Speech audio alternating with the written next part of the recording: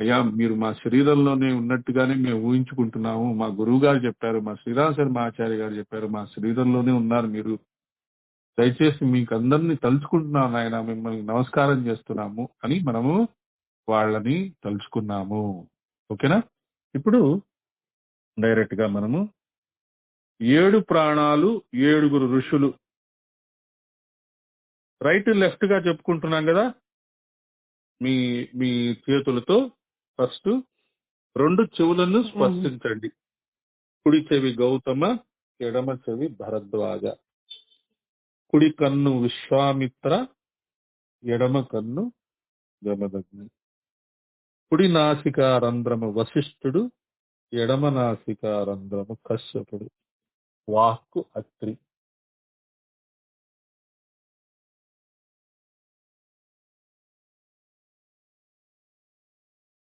ఇంకొకసారి.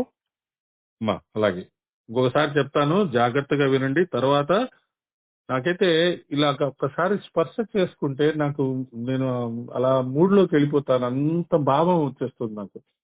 ఇంకొకసారి చెప్తాను, ఒక్క 2 minutes సైలెంట్ అయిపోదాము, తర్వాత మళ్ళీ మనం ఎఫర్మేషన్ చదువుకుందాము. నేను ప్రాణంను చూశాను అది. ఓకేనా?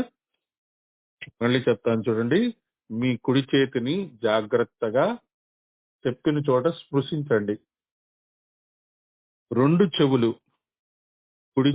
కుడి చెవి గౌతముడు, ఎడమ చెవి భరద్వాజ. 2 కళ్ళు, కుడి కన్ను విశ్వామిత్ర, ఎడమ కన్ను జమదగ్ని. 2 నాసికా రంధ్రాలు, కుడి నాసికా రంధ్రం వశిష్ఠుడు, ఎడమ నాసికా రంధ్రం కశ్యపుడు. వాక్కు అంటే మన మన నోటి మీద ఇలా టచ్ చేస్తాం, అత్రి ఋషి. వీటిని మన శరీరంలోని 7 ఋషుల ఆశ్రమాలుగా గుర్తిస్తారు. ఈ ప్రాణాల యొక్క ఉద్గమ కేంద్రము మహాప్రాణ సవితా దేవత. మౌనంగా మీరు స్పృశించిన ఆ వాటిని అలా తలుచుకుంటూ ఉండండి.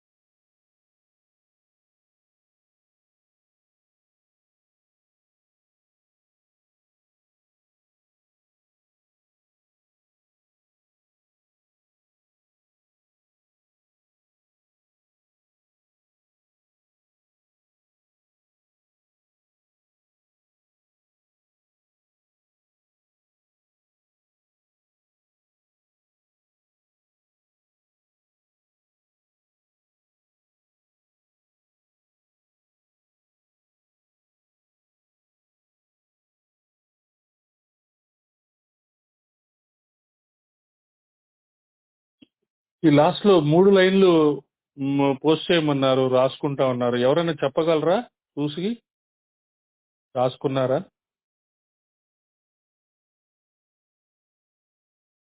చెప్తే మేము రిపీట్ చేసుకుంటాం. సరే, ఓకే. ఈసారి మీరు జాగ్రత్తగా రాసుకోండి. మీరే చెప్పాలి. ప్రతిసారి నేనే చెప్తే బోర్ కొట్టట్లే మీకు? ఆ? ఓకే. చాలా జాగ్రత్తగా ఇప్పుడు మీరు సప్తఋషుల గురించి తెలుసుకున్నారు. సప్తఋషుల యొక్క భార్యల గురించి తెలుసుకున్నారు. చాలా విషయాలు మనకి తెలిసినవి. వాళ్ళ గురించి ఎన్నో రకరకాలైన కథలు, స్టోరీలు చెప్పుకున్నాం. వాళ్ళే సృష్టి మొదలు నుంచి అవతారాలకి, అవతార పురుషులైన కృష్ణుడికి, రాముడికి కూడా వాళ్ళ దగ్గరుండి నడిపించారు.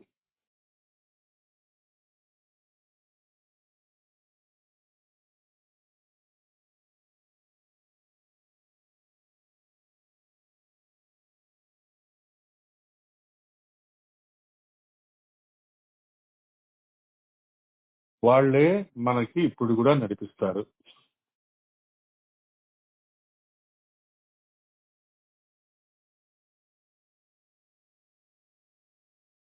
కాబట్టి వాళ్ళని తలుచుకున్నాము, వాళ్ళ గురించి తెలుసుకున్నాము. మన శరీరంలో వాళ్ళు ఉన్నారు.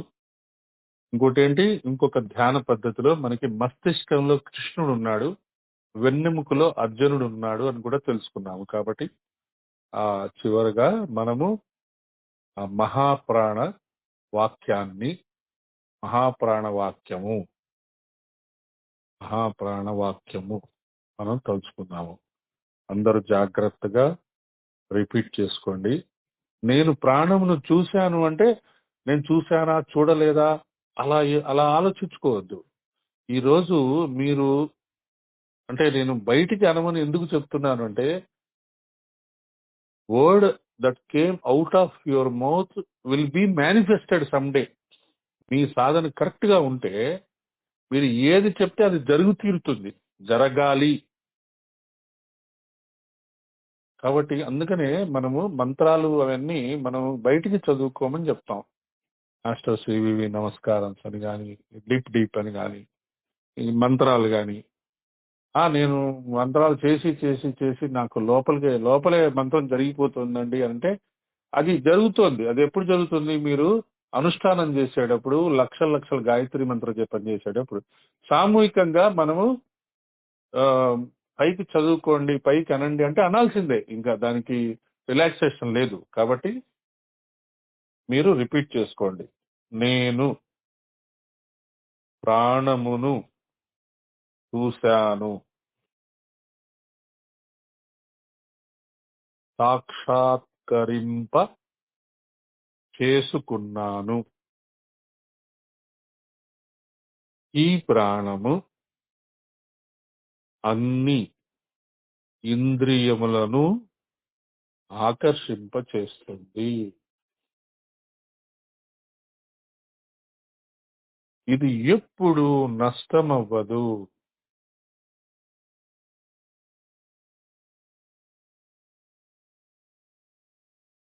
ఇది నాడుల ద్వారా శరీరమంతా పరిగెడుతూ ఉంటుంది.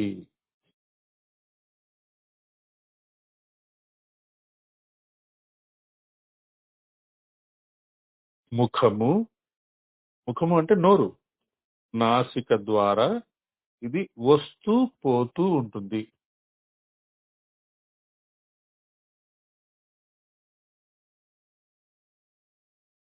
ఇది శరీరమందు వాయు రూపములో ఉంటుంది. ఇదే బ్రహ్మాండమందు సూర్యుని రూపంలో ఉంటుంది.